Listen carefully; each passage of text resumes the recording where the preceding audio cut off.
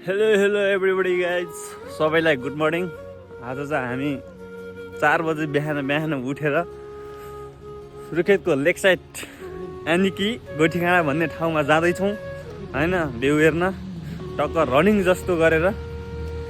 त्यही हो, अब के हुन्छ बाटोमा हजुरहरूलाई म देखाउने नै छु।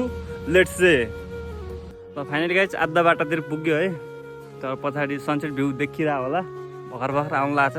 तर माथि गएर अझ राम्रो देखाउने छु। हेरौँ होइन लास्टसम्म। त्यही हो गाइजहरू, गुड मर्निङ सुर्खेत। सुलुलुलु लु फाइनली गाइज होइन, बिहान हिँडेर अहिले पुग्यो माथि डाँडामा।